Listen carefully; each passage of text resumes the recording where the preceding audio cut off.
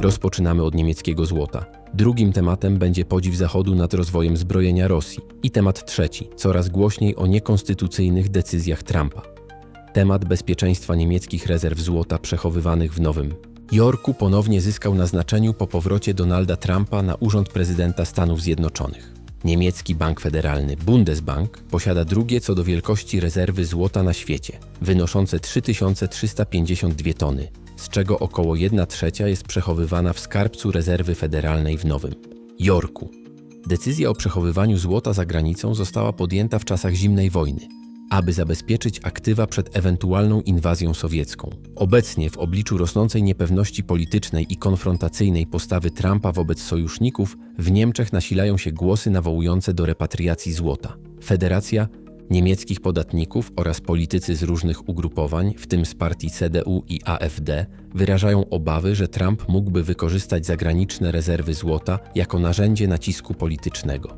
Markus Ferber, eurodeputowany CDU, stwierdził, że Stany Zjednoczone nie są już tak wiarygodnym partnerem jak wcześniej, a polityka Bundesbanku dotycząca rezerw złota powinna uwzględniać nowe realia geopolityczne.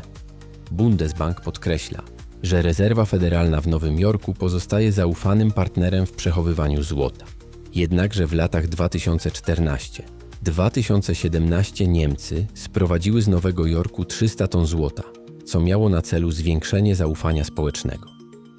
Obecnie, w obliczu zmieniającej się sytuacji międzynarodowej, pojawiają się głosy nawołujące do dalszej dywersyfikacji miejsc przechowywania rezerw złota i ich regularnej kontroli. Podsumowując, powrót Donalda Trumpa do Białego Domu wywołał w Niemczech debatę na temat bezpieczeństwa rezerw złota przechowywanych w USA. Chociaż Bundesbank utrzymuje zaufanie do rezerwy federalnej, rosnąca niepewność polityczna skłania niemieckich decydentów do ponownego rozważenia strategii przechowywania narodowych aktywów. Temat drugi, który w Rosji jest na czołówkach gazet. Zachodnie źródła, w tym analitycy NATO i think tanki takie jak RUSI oraz ISW, odnotowują znaczące zmiany w sposobie prowadzenia działań bojowych przez Rosję na Ukrainie. Rosja, początkowo zmagająca się z przestarzałymi systemami dowodzenia i ograniczonymi możliwościami rozpoznania, wprowadziła szereg usprawnień, które zwiększyły efektywność jej operacji wojskowych. Po pierwsze, Rosja skróciła czas od wykrycia celu do jego zniszczenia, znacznie poprawiając tzw. łańcuch zabijania. Wcześniej opóźnienia sięgały kilku godzin, co często czyniło ataki nieskutecznymi. Obecnie, dzięki lepszej integracji systemów dowodzenia i kontroli, takich jak Strzelec oraz masowemu wykorzystaniu dronów rozpoznawczych, Rosja jest w stanie szybciej i precyzyjniej reagować na zmieniającą się sytuację na polu walki. Nastąpiła również zmiana taktyki na precyzyjne uderzenia. Rosyjskie siły zbrojne przeszły od szeroko zakrojonych bombardowań do bardziej precyzyjnych ataków, wykorzystując nowoczesne technologie, w tym drony i pociski kierowane. Integracja danych z różnych źródeł, w tym z cywilnych technologii komunikacyjnych, pozwala na lepszą koordynację działań i zwiększa skuteczność ataków. Analitycy podkreślają, że te zmiany w rosyjskiej taktyce stanowią nowe wyzwania dla NATO. Sojusz musi dostosować swoje strategie, koncentrując się na bardziej rozproszonych i elastycznych formacjach bojowych oraz na zakłócaniu rosyjskich łańcuchów dostaw, zwłaszcza w zakresie komponentów do produkcji zaawansowanej broni. Podsumowując, Rosja wykazuje zdolność do szybkiego dostosowywania się do warunków na polu walki, co jest zauważane i analizowane przez zachodnich obserwatorów. Choć niektóre źródła, takie jak agencja TASS, mogą przedstawiać te zmiany w sposób propagandowy, niezależne analizy potwierdzają, że Rosja wprowadza realne usprawnienia w swoich działaniach wojskowych. Temat trzeci.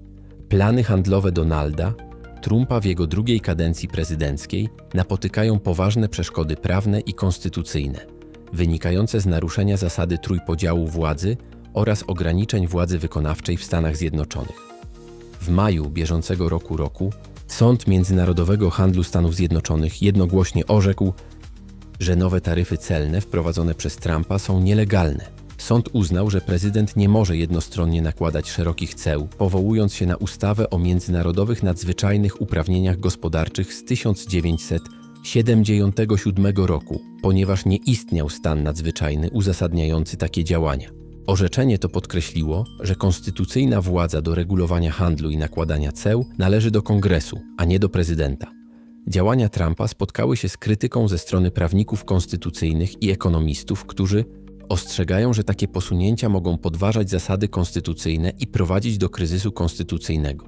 Sąd apelacyjny tymczasowo zawiesił decyzję sądu niższej instancji, co oznacza, że taryfy pozostają w mocy do czasu ostatecznego rozstrzygnięcia sprawy przez sądy wyższej instancji. Podsumowując, ambitne plany handlowe Donalda Trumpa stoją w sprzeczności z konstytucyjnymi ograniczeniami władzy wykonawczej i zasadą trójpodziału władzy w Stanach Zjednoczonych. Obecna sytuacja podkreśla napięcia między dążeniem do silnej władzy prezydenckiej a koniecznością przestrzegania demokratycznych procedur i równowagi władz.